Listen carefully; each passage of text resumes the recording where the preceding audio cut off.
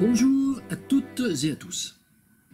Après avoir parlé de physique, nous allons parler aujourd'hui de comptabilité. Pourquoi? Eh bien parce que, parallèlement à la physique, qui est une science étudiant les lois du déroulement des processus naturels, la comptabilité, elle, est une science qui étudie la rentabilité de tout type de processus, qu'il soit d'origine naturelle ou qu'il soit créé de toutes pièces par l'homme. Cette rentabilité, que la comptabilité étudie, c'est tout simplement la différence entre le résultat chiffré d'un processus, résultat chiffré que la comptabilité appelle produit, et le coût chiffré également des moyens mis en œuvre au cours du processus considéré pour obtenir ce résultat. Coût chiffré que la comptabilité appelle charge. Eh bien, cette différence entre produit et charge, donnant soit un solde positif appelé bénéfice, soit un solde négatif appelé déficit. Au niveau de la société industrielle croissanciste dans son ensemble, ou au niveau d'une collectivité particulière, comme une nation, la France par exemple, l'enjeu de la comptabilité, l'enjeu d'une vraie comptabilité, sera donc de déterminer si le système économique en place, si ce système économique est générateur de bénéfices ou générateur de déficit, en termes purement objectifs, c'est-à-dire en prenant en compte les coûts exacts, les coûts réels des actions engagées et non pas un résultat obtenu en termes subjectifs ou déterminé en termes subjectifs, prenant en compte par exemple les incidences psychologiques et mentales du système étudié sur l'individu ordinaire. Eh bien, nous devons à la vérité de dire qu'une telle approche n'existe pas. C'est-à-dire que la société industrielle croissanciste ne tient pas de comptabilité de son activité économique. Et que cette constatation, elle est d'autant plus surprenante que la tenue de comptabilité est exigée par les maîtres du pouvoir oligocratique croissanciste, exigée en tant que loi coercitive s'appliquant sur tout individu ordinaire ou groupe d'individus qui a entrepris une activité de production. Cette obligation comptable s'imposant à l'entrepreneur ordinaire, eh bien, l'État, c'est-à-dire l'entreprise, l'entité, dirigée par ceux que nous avons dénommés les maîtres du pouvoir oligocratique croissanciste, l'État s'exonère de cette obligation comptable, ne livrant au bon peuple, c'est-à-dire à nous-mêmes, que des bribes, des fragments de comptabilité, fragments habilement falsifiés afin de masquer le résultat globalement déficitaire du système économique qu'ils ont mis en place depuis le milieu du XIXe siècle et qu'ils promeuvent chaque jour depuis inlassablement. Le plus éminent représentant de ces bribes, la plus éminente représentante de ces bribes, de ces éléments fragmentaires de comptabilité, c'est bien entendu le célèbre PIB, produit intérieur brut.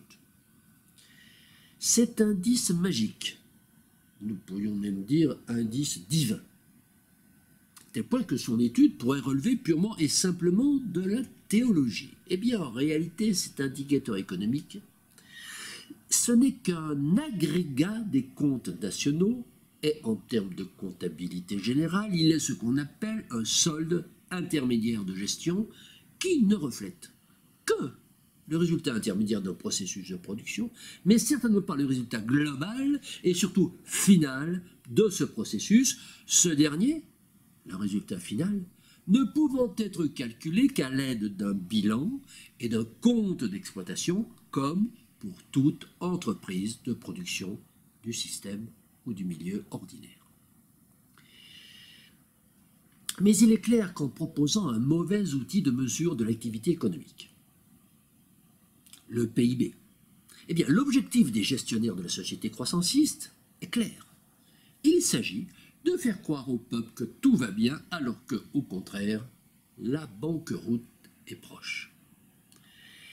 En droit de l'entreprise, Ça s'appelle présentation de faux bilan.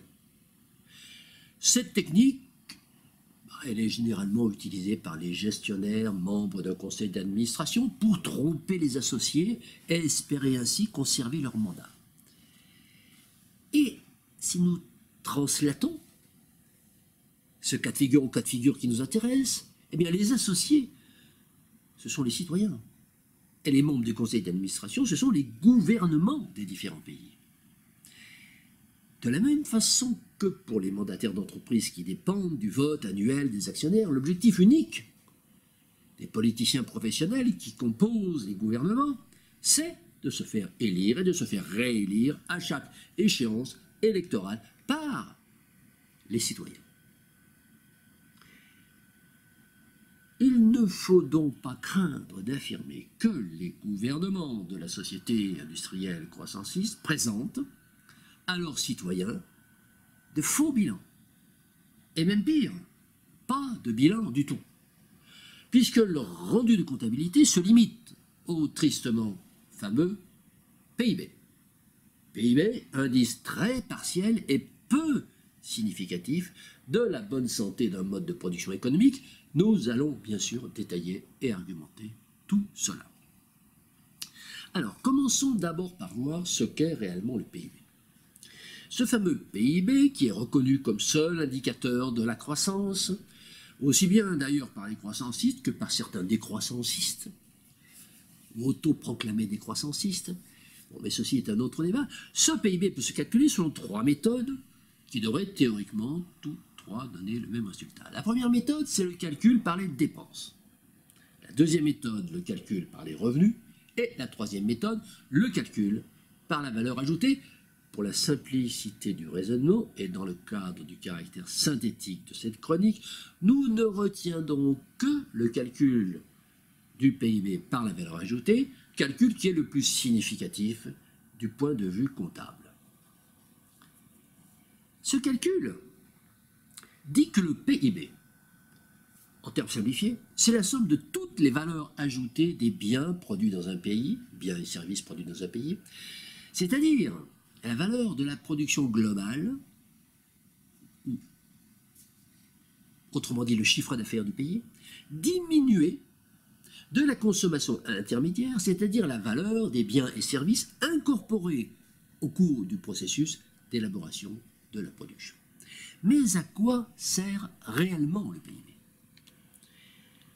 À en croire le livret de l'INSEE, Institut national des statistiques et des études économiques. Livret intitulé précisément « À quoi sert le PIB ?»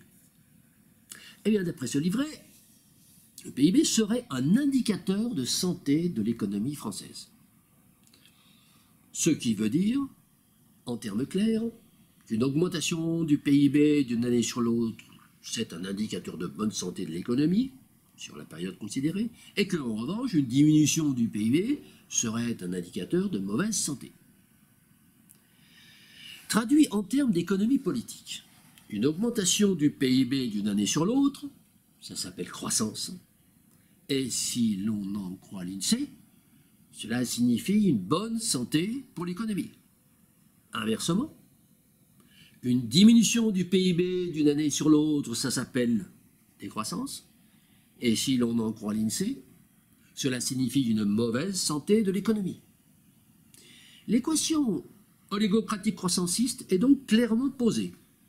Augmentation du PIB égale croissance égale bonne santé de l'économie. Diminution du PIB égale décroissance égale mauvaise santé de l'économie. Le problème, c'est que cette équation, elle est fausse. Elle est fausse tout simplement parce que le PIB n'est pas forcément un indicateur de bonne santé économique d'une collectivité. Pour la bonne raison qu'il n'est, comme je l'ai indiqué tout à l'heure, qu'il n'est qu'un solde intermédiaire de gestion de la comptabilité nationale et qu'il néglige ou omet de faire apparaître la donnée essentielle, c'est-à-dire le résultat d'exploitation de l'activité globale. En effet,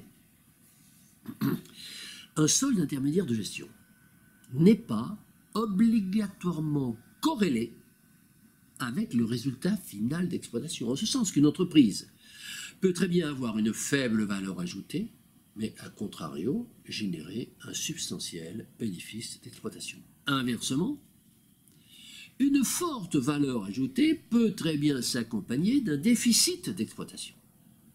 Alors, cette affirmation peut surprendre. Et pourtant, reprenons la définition du PIB. PIB égale valeur de la totalité des biens et services produits dans un pays, moins valeur de la totalité des consommations intermédiaires, c'est-à-dire les biens et services utilisés pour produire ou fabriquer ces biens et services finaux. Avec cette formule, nous voyons tout de suite que la variation du PIB est liée à deux facteurs: la valeur des produits finaux et la valeur des consommations intermédiaires, et pas à un seul, comme on le croit souvent, uniquement la valeur des produits finaux. J'ai déjà montré lors d'une chronique précédente, la chronique numéro 1 intitulée « Pourquoi décroître ?», et j'ai montré ceci à l'aide d'un exemple simple et caricatural, mais rigoureusement exact sur le plan comptable, comment et pourquoi le PIB se révélait être un indice extrêmement équivoque quant aux critères de bonne ou mauvaise santé d'une économie. Nous avons vu également que sur la durée, la croissance ou la décroissance du PIB, d'un exercice sur l'autre, n'était pas obligatoirement symétrique de l'évolution du résultat d'exploitation globale. Autrement dit, que nous pouvions très bien avoir un PIB qui augmente et un résultat qui diminue dans le même temps. Autrement dit, un déficit d'exploitation qui augmente parallèlement à un PIB qui augmente. Donc, à un état de croissance.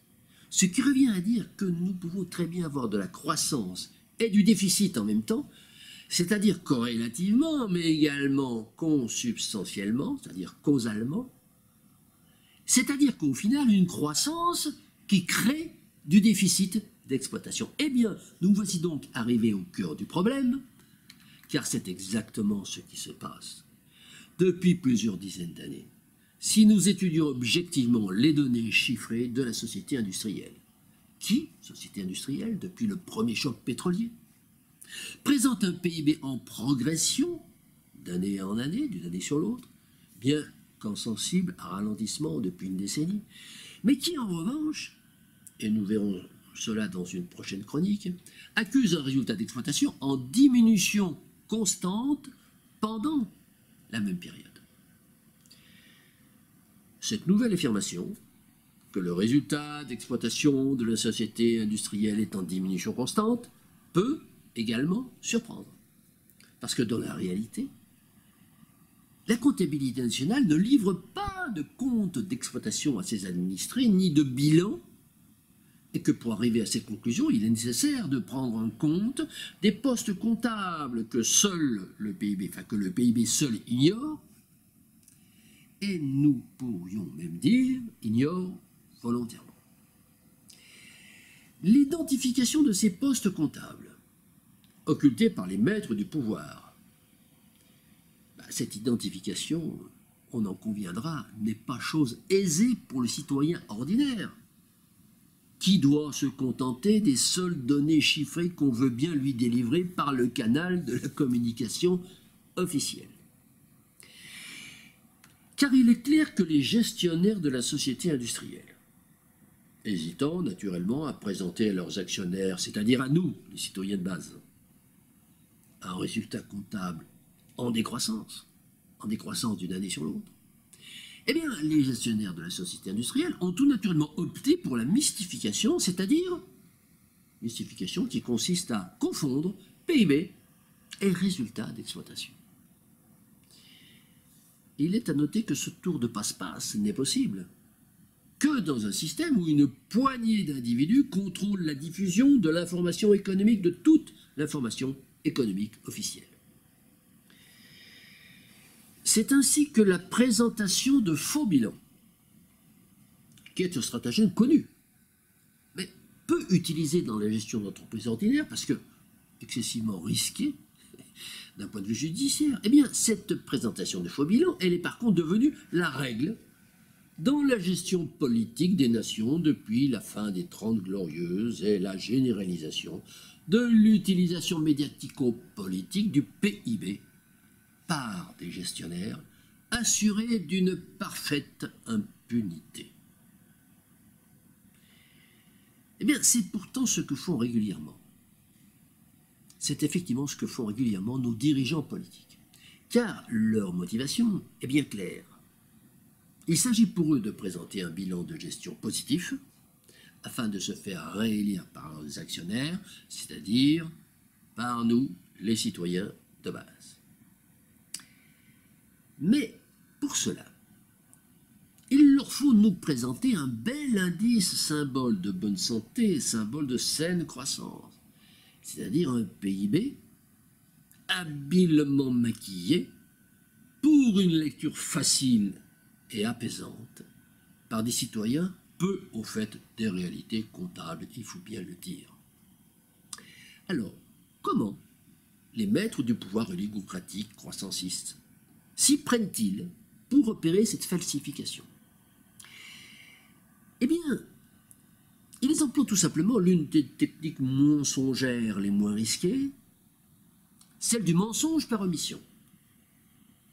Ils omettent tout simplement de comptabiliser les ressources naturelles finies que nous avons dénommées RNF.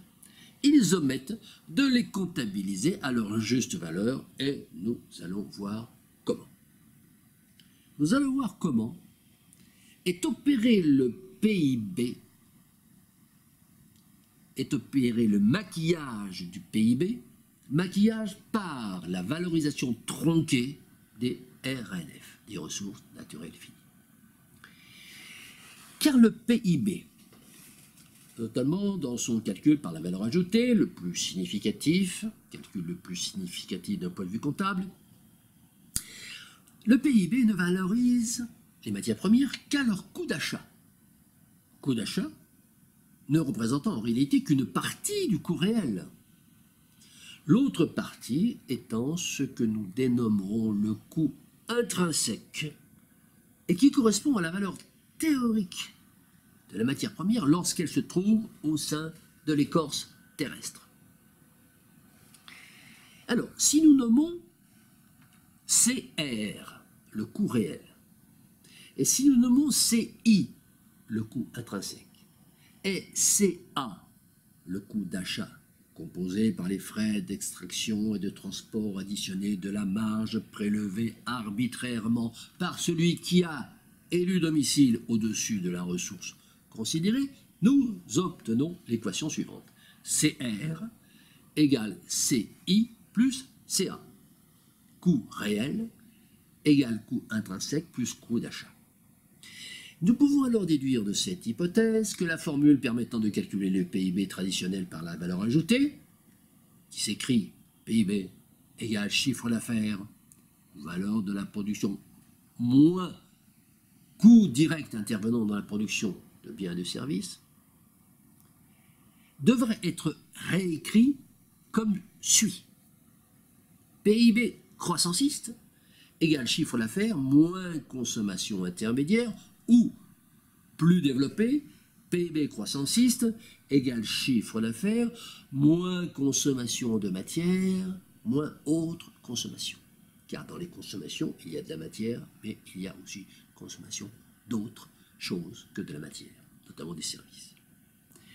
Et ça donnerait l'équation suivante. PIB croissanciste égale chiffre d'affaires moins quantité de matière multiplié par CA, coût d'achat, moins autre consommation. Or, si nous voulons chiffrer le PIB à sa juste valeur, nous devons rectifier le coût des matières premières en faisant intervenir le fameux coût intrinsèque, coût omis volontairement par les maîtres du pouvoir oligocratique croissanciste, et cela nous donnerait cette équation. PIB, que nous dénommons cette fois PIB réel, égale chiffre d'affaires moins quantité de matière consommée multiplié par coût d'achat plus coût intrinsèque, moins autre consommation. Soit en résumé, PIB réel égale PIB croissance 6 moins, c'est-à-dire diminué, de la quantité de matière consommée multipliée par le coût intrinsèque. Alors, nous voyons donc très clairement que la comptabilisation de la valeur réelle des ressources naturelles finies, RNF, dans le PIB, entraînerait une diminution de ce dernier.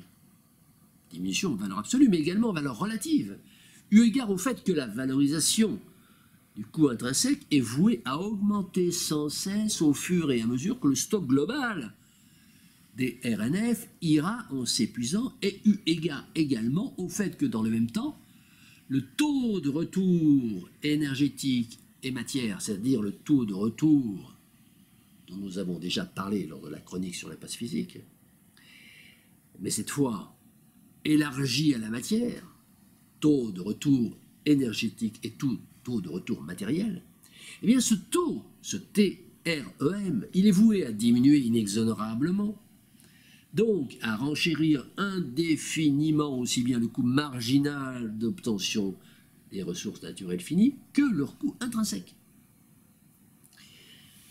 Alors, toutes ces considérations renforcent encore notre réfutation du PIB. Attention, soyons bien clairs. Il s'agit d'une réfutation de son mode de calcul actuel et non pas de l'intérêt que le PIB pourrait avoir en tant que solde intermédiaire de gestion. Et avec le nouveau mode de calcul que nous proposons, pour délivrer un diagnostic intéressant sur le fonctionnement et la rentabilité du processus de production. Nous ne réfutons pas l'intérêt d'un solde intermédiaire de gestion. Mais en introduisant cette notion nouvelle de valeur intrinsèque des ressources naturelles finies, en l'introduisant dans le calcul économétrique, nous abordons ici un autre pan, totalement occulté lui aussi, un autre pan de la société industrielle croissanciste. C'est le rôle de la nature en tant qu'associé du processus de production mis en œuvre par la société industrielle. Alors, qu'est-ce que ça signifie exactement? Et d'un point de vue comptable, cette notion de nature en tant qu'associé de la société industrielle. À ce point de notre réflexion, nous avons bien compris que le PIB n'était qu'un solde intermédiaire de gestion et ne mesurait que le volume de certaines composantes de l'activité économique globale, à savoir la consommation, les rémunérations ou la valeur ajoutée, mais pas du tout le résultat d'exploitation globale, c'est-à-dire résultat d'exploitation globale, capacité à générer du bénéfice, car c'est le résultat d'exploitation globale qui permet de générer du bénéfice ou de provoquer du déficit. Nous avons également compris que, pour une entreprise, le fait de ne considérer que l'évolution positive du PIB revient à ne s'intéresser qu'à l'augmentation de son chiffre d'affaires ou au montant de sa masse salariale, voire au mieux à sa productivité, tout en négligeant complètement de regarder son résultat d'exploitation, c'est-à-dire son bénéfice ou son déficit, seul indicateur sérieux de sa capacité d'autofinancement. Nous comprenons bien aussi que, pour un entrepreneur ordinaire, cette posture serait impensable, car contraire à tous les principes de base de la gestion d'entreprise. Alors certes, d'aucuns nous objecteront que dans le cas d'une entreprise-nation, le but n'est pas de faire de bénéfices, ni même de chercher à accroître année après année ses excédents de gestion, et que dans ce cas de figure-là, la bonne santé économique d'une nation, et a fortiori d'un ensemble consolidé de nations, peut très bien se traduire par un résultat comptable simplement équilibré, c'est-à-dire égal à zéro, concomitamment avec une consommation et ou une masse salariale en augmentation régulière. Alors cette remarque serait tout à fait pertinente, à ce détail près toutefois que le résultat devrait être réellement équilibré et ne devrait pas cacher un déficit sous-jacent. En effet, autant nous pouvons admettre que l'objectif de l'entreprise-nation ne soit pas de faire du bénéfice, mais soit plutôt de faire croître certains soldes intermédiaires de gestion, comme le PIB par exemple, pour le plus grand bien de la population. Autant nous contestons qu'une entreprise, même une entreprise-nation, puisse vivre durablement en cumulant des déficits successifs, année après année. Or, c'est précisément ce qui se passe pour l'entreprise-société industrielle qui fonctionne systématiquement à perte depuis le milieu des années 1970, affirmation que je vais m'efforcer de démontrer tout au long des prochaines chroniques consacrées à cette analyse comptable de la société croissantiste. Cette volonté de transparence tranche avec le comportement des gestionnaires de la société industrielle croissantiste qui, face à l'implacable réalité comptable, choisissent la technique du masquage en occultant systématiquement le déficit d'exploitation. Volonté de masquage clairement prouvée par le fait que l'État gestionnaire croissantiste se refuse obstinément à produire les documents de synthèse annuels et habituellement exigés par la tenue d'une véritable comptabilité, c'est-à-dire un compte d'exploitation et un bilan. Alors, s'il n'y a rien à cacher, pourquoi ce refus? Cette posture est d'autant plus choquante que toute entreprise ordinaire, elle, est contrainte de produire chaque année ses documents de synthèse, sous peine de subir une sanction de la part d'un État qui s'est exonéré lui-même de la dite contrainte. Cette contradiction flagrante ne semble pas toutefois perturber les gestionnaires de la société industrielle qui refusent tout débat sur le sujet. Pourtant, débat régulièrement réclamé par certains économistes hétérodoxes, ne s'estimant pas convaincus par la vertu démonstrative du seul PIB calculé à la sauce croissantiste. De fait, il paraît évident que nous sommes en présence d'une législation ad hoc, une législation dérogatoire, dispensant le pouvoir étatique d'avoir à fournir une photographie juste et sincère de l'activité économique du pays, et une législation qui l'autorise à ne produire que des extraits de compte habilement maquillés dans le but évident de tromper le grand public. Alors, en revenant à notre notion de nature associée de la société industrielle, et en transposant la relation citoyen-entrepreneur-société industrielle à la relation société industrielle-nature, il apparaît que la nature en tant qu'associée de la société industrielle, associée, parce que c'est bien elle, la nature, qui a apporté à la société industrielle son capital de départ, c'est-à-dire la dot terrestre.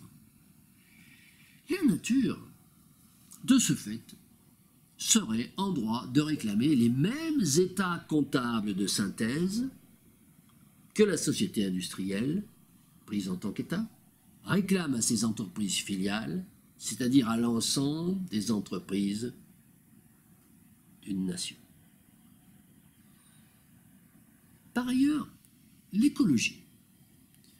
L'écologie étant une science qui étudie les lieux et conditions d'existence des espèces vivantes et les rapports qu'ils établissent avec leur environnement, eh bien, une requête de type écologico-comptable consisterait donc, pour tout individu soucieux de contrôler les agissements de la société croissantiste, consisterait à suppléer la nature afin d'exiger en son nom, au nom de la nature, et dans le langage des hommes, afin que les gestionnaires comprennent la demande, suppléer la nature pour exiger de la part des gestionnaires croissancistes la production des états de synthèse qu'ils refusent obstinément de divulguer pour la raison évidente que ces états de synthèse dévoileraient, état de synthèse, c'est-à-dire compte d'exploitation et bilan, dévoileraient de façon aveuglante le piètre usage qu'ils ont fait